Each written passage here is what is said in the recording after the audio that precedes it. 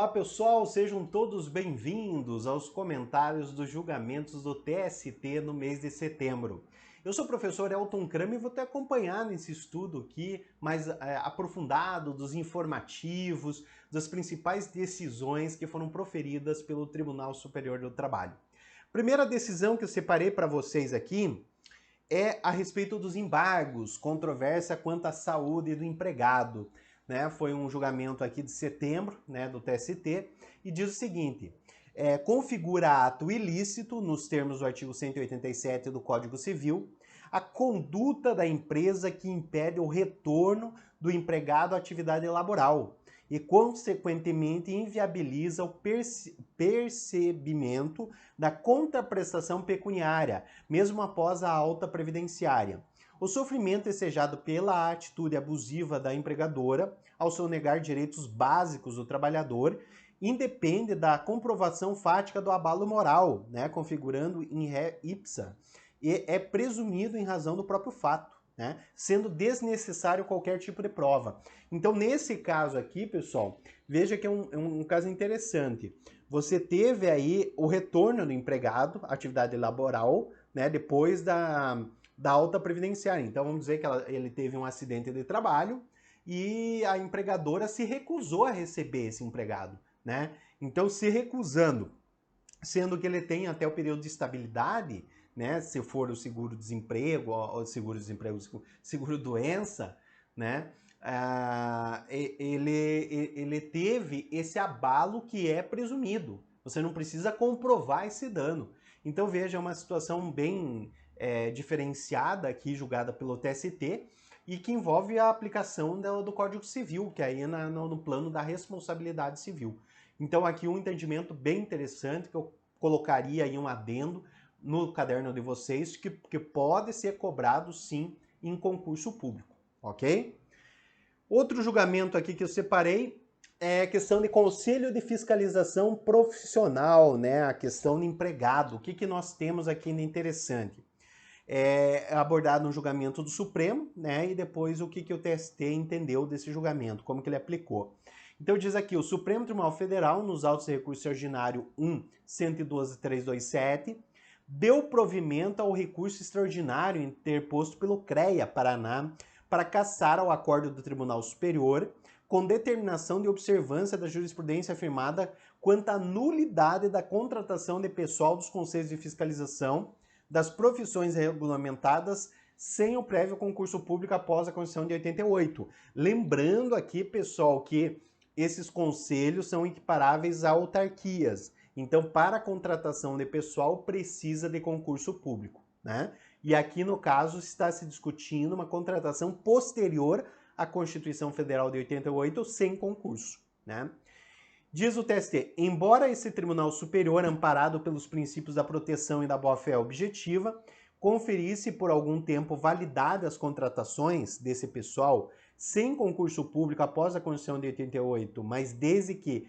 anteriores à DIN 1717-6, que esse é o entendimento do Supremo, inclusive, a Suprema Corte enfatizou que, em face da inexistência de modulação dos efeitos da referida decisão, não haveria possibilidade de se conferir eficácia ex nunc, ou prospectiva. Ou seja, nesse caso aqui, não poderia, então, essa contratação pós-Constituição de 88 ser legitimada, Então, ela vai culminar naquele entendimento que você vai declarar nula a decisão, apenas declarado válidos os efeitos dos salários recebidos e do FGTS, nada mais. Então, você tem essa possibilidade aí de regularização, por quê? Porque houve ofensa ao princípio do concurso público, ok?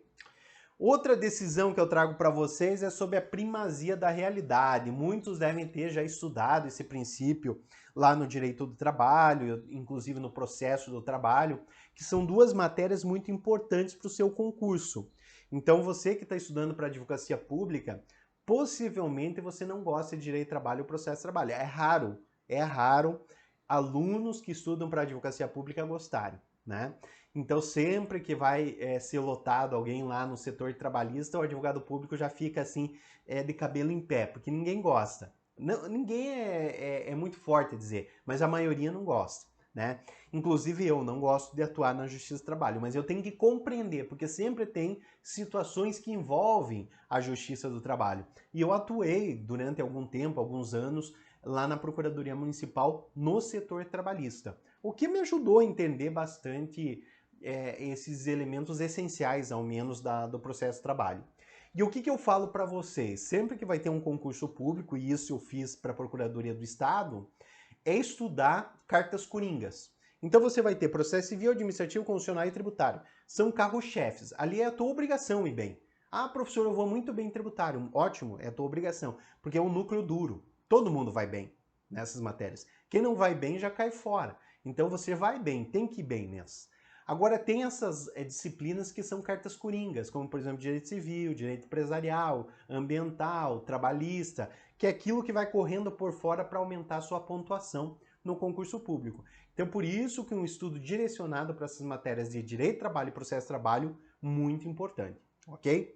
E aqui nessa decisão, então, eu trago para vocês o princípio da primazia da realidade. O que é isso? O princípio da primazia da realidade sobre a forma amplia a noção civilista de que o operador jurídico, no exame das declarações volitivas, deve atentar mais à intenção dos agentes do que envoltório formal através do que transpareceu à vontade. Veja, isso aqui, a base, inclusive, é do Código Civil. O Código Civil fala a prevalência da intenção das partes. Mas a primazia da realidade é um princípio trabalhista, não esqueçam disso. Aí no direito do trabalho deve-se pesquisar preferencialmente a prática concreta efetivada ao longo da prestação de serviços, independente da vontade eventualmente manifestada pelas partes na respectiva relação jurídica. A prática habitual na qualidade de uso altera contrato pactuado, gerando direitos e obrigações novas às partes contratantes, respeitada a fronteira da inalterabilidade contratual lesiva. O princípio da primazia da realidade sobre a forma constitui-se em poderoso instrumento para a pesquisa e encontro da verdade real em uma situação de litígio trabalhista. Então aqui, pessoal, veja que o princípio da primazia da realidade ajuda e auxilia o aplicador a entender o que realmente está acontecendo naquela relação jurídica. Às vezes o empregado assina um contrato de trabalho, mas não era bem aquilo que ele estava pensando. Então esse princípio permite que você tenha uma correção do que realmente se combinou em detrimento da forma, daquilo que foi assinado no contrato. Então uma decisão também bastante interessante para vocês. Agora uma questão de direito processual trabalhista. Aqui a questão do porteiro que demorou para entregar a citação e a empresa é condenada à revelia. Então imagina o porteiro do seu prédio ou da sua empresa recebeu, né, a comunicação, mas não te passou. Aí a empresa vem buscar nulidade disso por culpa do porteiro. Olha o que diz o TST. Com a demora, a empresa faltou à audiência e foi condenada à revelia. Para o TST, o endereçamento da correspondência estava correto e, por conseguinte, a citação foi regular. Ou seja, o TST não quis nem saber dessa demora aí provocada pelo porteiro. A segunda turma do TST reconheceu a validade de citação, que só foi encaminhada à parte do processo 34 dias depois pelo porteiro do prédio. A parte não compareceu à audiência e, por conseguinte, foi aplicada a pena de revelia. Como o endereçamento da correspondência estava correto, os ministros consideraram a citação regular. A súmula 16 dispõe o seguinte: presume-se recebida a notificação 48 horas depois de sua postagem, e o seu não recebimento ou entrega após o decurso desse prazo constitui o ônus da prova do destinatário, e ele que assume o risco. No TST, a ministra Adelaide Miranda Arantes, relatora, entendeu que a decisão do TRT contrariou a súmula 16.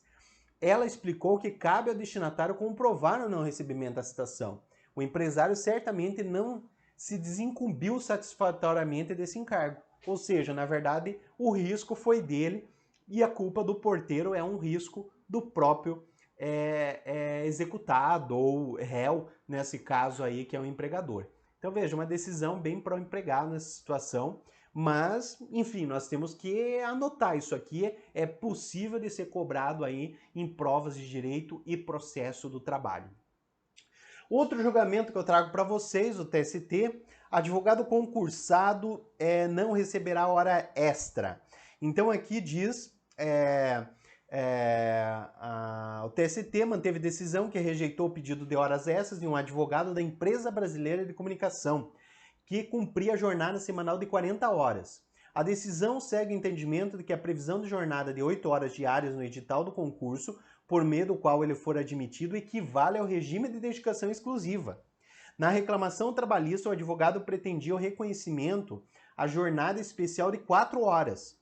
Segundo ele, a carga horária prevista no edital do concurso, realizado em 2013, divergia do plano de empregos e carreiras e salários na empresa, que fixava como área jurídica a jornada de 20 horas do Estatuto da Advocacia. Só que o TST examinou os embargos do advogado, ficou comprovado que o edital estabelecia o desenvolvimento de trabalho de 40 horas, caracterizando-se hipótese de dedicação exclusiva, conforme fala o próprio Estatuto. As regras contidas no edital são as que regem as condições do contrato de trabalho, assinalou a relatora, ministra Dora Maria da Costa. Segundo ela, a situação atende perfeitamente à exigência do artigo 20 do Estatuto da Advocacia, não sendo necessário a rigor que a dedicação exclusiva conste na carteira de trabalho. Então veja, aqui uma decisão muito interessante, pessoal, porque uma regra de edital prevalecendo no próprio Estatuto dos trabalhadores, na própria lei que regulamenta aqueles cargos. Então ele fez um concurso público, ficou sujeito a edital em detrimento da legislação própria lá, no regulamento próprio da empresa. Então aqui uma decisão, eu acho que leva muito em conta essa prática. Esse julgamento TST mexera muito questão dissertativa de segunda fase, então eu deixaria bastante anotado isso aí para vocês estudarem em véspera de prova, porque é um entendimento assim meio que é difícil de gravar para prova prática, né? Mas enfim. Outra decisão, o TST cassou decisão que isentou oficiais de justiça de pedágio. Olha que decisão polêmica. De acordo com o Tribunal Trabalhista, não há previsão legal ou contratual específica para isenção da tarifa de veículos particulares. Então o TST cassou a decisão do juiz diretor da Justiça do Trabalho, de Juiz de Fora, que havia determinado livre passagem dos oficiais de justiça na Praça do Pedágio quando em cumprimento de ordens judiciais. Segundo o colegiado, não há previsão legal ou contratual específica para a isenção da tarifa. Olha que decisão aqui polêmica, porque você vai conceder uma isenção e o pior, a Justiça do Trabalho que controla se poderia ou não conceder essa isenção do contrato ou da lei. Então veja, uma decisão aqui que envolve muita questão que é competência, a meu ver, da justiça comum. Mas enfim, é decisão TST, a gente anota aí para poder estudar. É isso que a gente cabe a passar para vocês, esse estudo aí para o concurso público. Para a gente não debater muito com a decisão, mas a gente aprender o que ela quis dizer. Pessoal, basicamente seriam essas as questões que eu encontrei sobre o TST para o concurso da Advocacia Pública e voltamos o mês que vem com mais novidades aí do Tribunal Superior do Trabalho. Bons estudos e até lá!